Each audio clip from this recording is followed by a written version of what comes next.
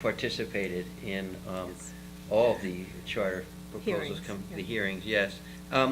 Obviously, do you think that process is working? And also, could you address the issue of oversight of charter schools? Is the county doing enough, once it's approved a proposal, to oversee, to see that it's performing the way it pledged? Yes, I think so. Charter school issues been becoming bigger and bigger in this county, and I think it makes sense because it encourages being innovative, thinking outside of box, and using different teaching methods to encourage student learning. And that fits right into how Silicon Valley has been growing and is growing. And we, as the board, have been gaining reputation of being very pro-charter, and as John mentioned, we utilized memorandum of understanding to encourage success of charter schools. And I think that has been working. I think we like to look at the intent and the viability of the charter schools, and when we see that it is quite possible to succeed, that we like to do anything in our power to encourage that so that we can encourage all student learning, therefore no child left behind. I think we've been right on top of providing oversight. And one thing that's good about charter schools is that when it doesn't do well, it will fail and it will not be renewed.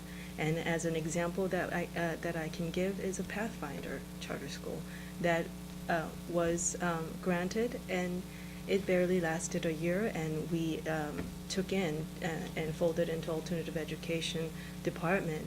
And when it's not functioning, it will not go on. So there is a heavy accountability on charter schools. Thank you. Go ahead and you guys speak a little bit louder.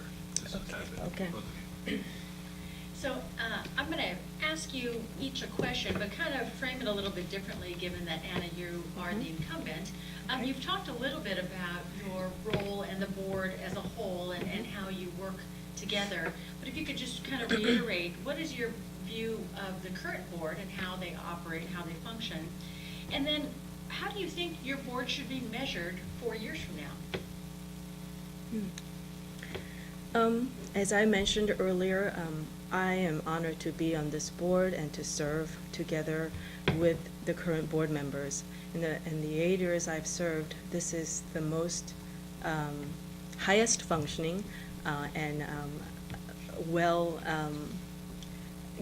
sort of working well together as a team.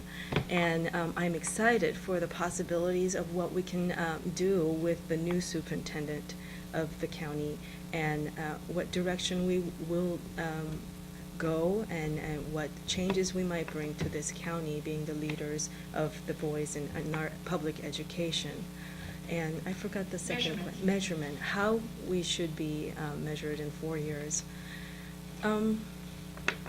I think I would encourage voters and our residents to look into our services, the student services that we provide to our underserved population as an alternative education or special ed or even Head Start, and also the instructional services that we would provide. We are in the talks of changing a lot of things with new superintendents, and I think there will be many opportunities that more residents will see that we will be out there forefront to advocate for public education. Thank you. And Carmen, you know, what is your view as a person that's challenging the incumbent and trying to enter the board? What is your view of the current board generally? And as a new member, how do you think you would fit in or bring change to the board? The current board, I feel that there needs to be more educators on that board, because when you have someone that has the background, experience, and knowledge, you can't replace that. It's just something that it's in you. You know, you can make, I feel that you can make better decisions that affect the students, the teachers, because of your background experience.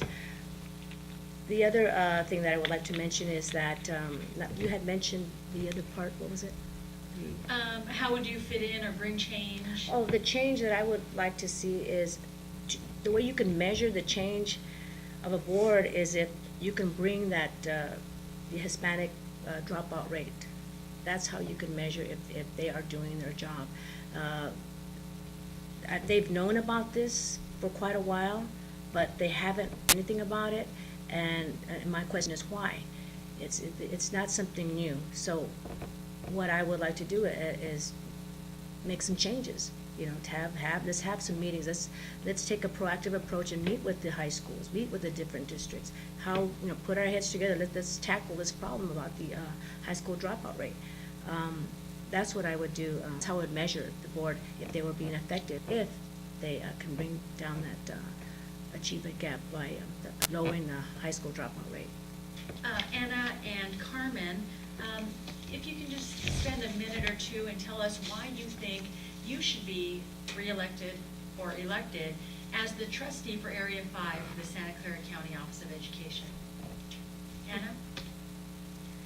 Hi, thank you for having me. My name is Anna Song, and I want our voters, I'd like to ask them to vote for me in the fall, because I have the experience of being on the board for the past 8 years, and I've served our population well.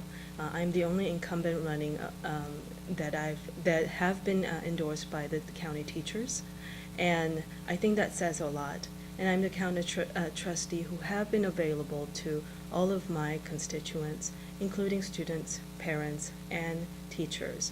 I think I keep my ears to the ground and know what is going on. And my single priority for being on the board this term would be to bring healing to our county office and bring trust to our office culture. So along with improving student learning. So I will be working hard to bring all of our team together, not just the governing board or the superintendent, but all of our staff, teachers, and even parents and students to focus what we're doing at the county office to improve student learning countywide. Thank you. And Carmen, if you can speak to why you think you should be the next trustee for Area 5 of the Santa Clara County Office of Education. Hello, my name is Carmen Montano, and I'm running for Area 5. And the reason why I feel that I am qualified is because of my experience. I'm an educator. I've been a PTA mom. I've been involved with my children's education. I'm also a school board trustee in Milpitas. I've been served there for 8 years. Also, every board member brings something special, but what I could bring is my perspective. I'm a Latina, and on the current board, first of all, I believe that diversity is our strength, and I believe that through my perspective as a Latina, I could put in that perspective to have some influence on the decision-making policy on the board. I also feel that I could relate to some of the needs of the students because of my unique background experience growing up in poverty. So I feel that I could bring that perspective on a board as my cultural background and also but most of all my educational background, my experience. Thank you both very much. Can I have you sit down and then you thank everybody, whoever you guys need to thank. Okay. And I'll pan to you guys, and then you guys My both mom, say my thank to the YouTube and whoever else you guys need. Okay. Can I have you get just a little bit closer so we do the video? And that bottle, can I have it right to the middle of you two? Careful observers will know the bottle is gone. And can I get this cup either Sure. right here? Thank you. Yeah. Go ahead, whenever you're free. I'm John Fensterwald, editorial writer for the San Jose Mercury News, and with me tonight is Teresa Alvarado, our community board member. We've been interviewing our candidates for Area 5 trustee of the Santa Clara Office of Education, Anna Song and Carmen Montano. I thank both of them for coming. I thank the San Jose Education Foundation for... Now Silicon Valley. Oh, thank you. That's right. My apologies. The Next, California. Silicon Valley Education Foundation for being our partner in being able to broadcast this to the web. And be sure to vote on November 4th. Thank you. Thank you.